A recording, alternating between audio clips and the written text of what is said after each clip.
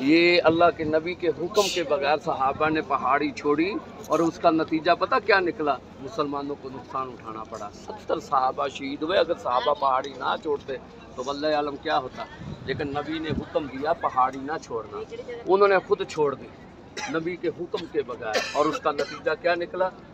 شہادتیں شروع ہو گئی۔ 70 صحابہ شہید ہوئے۔ سب سے بڑا یہ خالد بن ولید علی، اس پہ اس نے قبضہ کیا تھا۔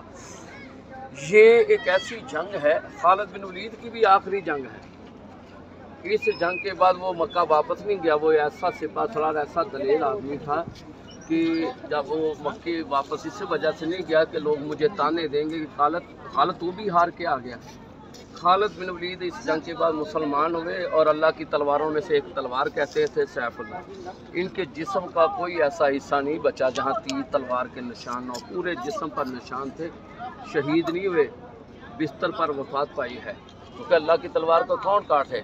ہم گھروں بات ہے، ہر آدمی کا اپنا اپنا عشق ہے، اپنی اپنی محبت ہے۔ لاکھوں تو گھوم رہے ہیں نیچے، کچھ چڑھ جاتے ہیں، کچھ ڈرتے نہیں جاتے۔ یار نبی کا حکم ہے چڑھنے کا، صحابہ کو بھی اترنے کا نہیں دیا تھا تو نقصان میں آ گئے۔ نقصان میں بات پہلے حصے میں تو پتہ ہوگی، پڑھے نا کتابوں میں، پہلے حصے میں مسلمانوں نے ایسا حملہ کیا، کافر سامان چھوڑ کر بھاگ گیا۔ وہ سامان نیچے سے اٹھانے آئے تھے، اور اس کا نتیجہ پھر دیکھ لیں۔ جبل رمات میری بہن، عربی میں تینوں والے، وہ سامنے شہر مدینہ، وہ مسجد نبوی کے مینار، سیدھا رستہ۔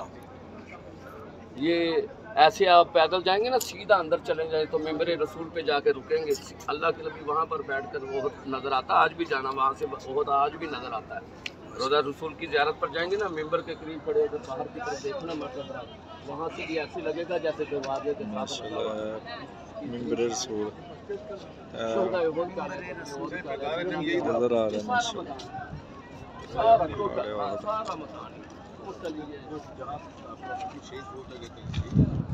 مبارک جی۔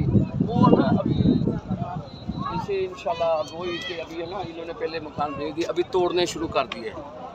پھر وہ رستہ، وہ غار تھا، آئیں شاید ادھر سے نظر نہیں آتی۔